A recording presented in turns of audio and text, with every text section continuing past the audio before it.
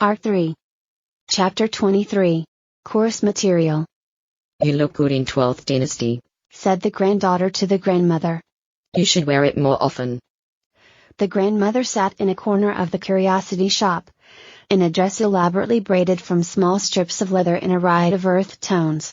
It clung to her frail figure, but was stiff enough to give it the support and bearing of some generation and species concept of an ideal body type.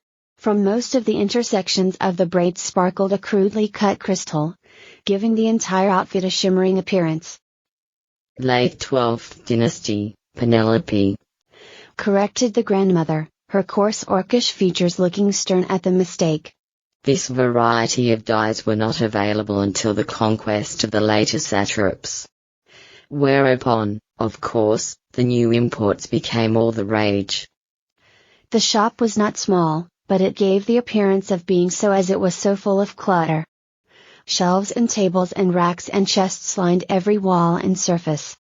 And, like many such places in the underground, the boundaries were not architecturally fixed, but dictated by the stone. Side chambers and alcoves and diggings from different tiers gave an ambiguity to the actual shape of the shop, giving the impression that if you wandered long enough through the maze of items you could find anything. My apologies, said Penelope. I should not have missed that. She looked at it more closely. From the quality of the accents I would say it is from one of the reigns of the final two satraps. As the empire was pressured they had to rely on lower quality local mines. An insightful supposition, said the grandmother, looking more approving. In fact, this is a replica, and the quality of the gems had more to do with what the merchant whom I commissioned it from had available for a reasonable price. There was a loud hiss, followed by 3 squawks from the doorway. The two looked up to the patron who had just walked in. A short, squat troglodyte stared wide-eyed and startled at the feathered totem dangling in front of him that his entrance had disturbed. He recovered after a few moments, and a few moments after that started again when he discerned that the grandmother and granddaughter were actual people, and not shop fixtures. The grandmother nodded somberly towards him and looked around the shop indicating he was free to browse. Nervously, he did so. And what of your attire? Continued the grandmother, in a dialect that had not been in common usage for several centuries. Is it representative of what they are wearing on the surface? Penelope looked to her dress, considering her answer, and refreshing her memory of the language. As an instructor in an institute of learning aimed at the upper classes, I have chosen something in what they consider a conservative style and cut. However, to make them feel that I am providing a service of a quality they can respect, the material of this is of what they consider a high quality, as in the heyday of the late 12th Dynasty, that will be exotic imports from new trading partners, namely, underground goods. No doubt commissioned from the same tailor who made this, said her grandmother, nodding approvingly. You look good in it. Do your suitors agree? Penelope snorted and rolled her eyes. Given the difference in species, those who would court my favors through romantic overtures are hardly likely to be swayed by the trappings I wear. It does give me passing amusement, though, to see what elements of it they choose to compliment, since most of them find it awkward to highlight any particular feature of my visage with praise. Well, I'm glad, said the grandmother, that this opportunity on the surface is furthering your education, as well as theirs. I'd rather be working the shop, with you, said Penelope. They both watched as the lone customer stared, fascinated, at an improbable piece of taxidermy. I'm quite capable, said the grandmother, despite my advanced years. I know our surface friends have given you magical aid.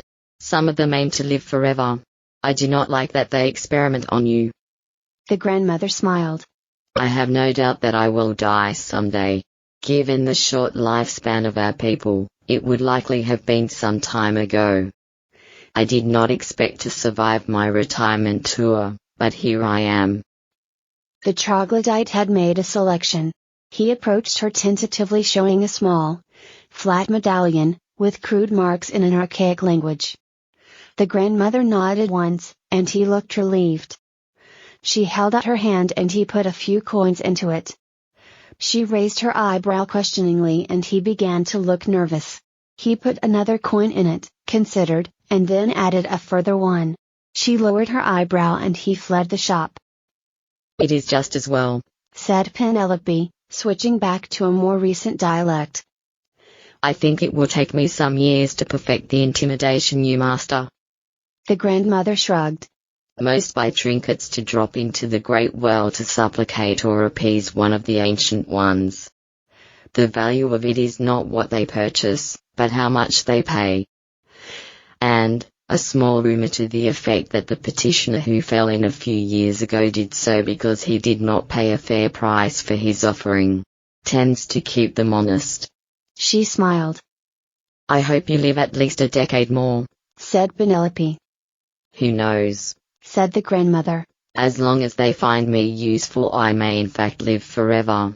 Speaking of which, she got gingerly to her feet and began to walk to the back of the shop slowly and carefully. Penelope hovered close to her, a look of concern on her dark features. She found a shelf in the back and pulled the cloth covering from it. You're covering the ramp builder period at the moment? She asked. A general overview, sighed Penelope. I only have 8 weeks to cover 200,000 years of underground history. Seems hardly fair, said the grandmother. She started handing her some books. You might want to start from some original reference material. This is a book of collected sketches of ramp builder inscriptions. Penelope briefly opened it to look at drawings that looked like chicken scratches. Shaganapua grammar, of course. In Nibelungian, of course, said Penelope, smiling. Not my fault if the classical languages aren't on your curriculum, said the grandmother, distractedly. Here is a translation of the 3 Crocodile princes into the ramp builder script. That should confuse them terribly. She chuckled. And, lastly, in case you need to frighten any of the more dismissive students, I have one original piece. She indicated the last, heavily bound book on the shelf. Penelope hefted it carefully. There are hydrogeranium traces in the ink, so the covers have plutonium in them to shield them. It will build up strength in your back and probably give them nightmares. Thank you, grandmother, said Penelope. I shall do my best to terrify them. The grandmother smiled and hugged her fondly farewell.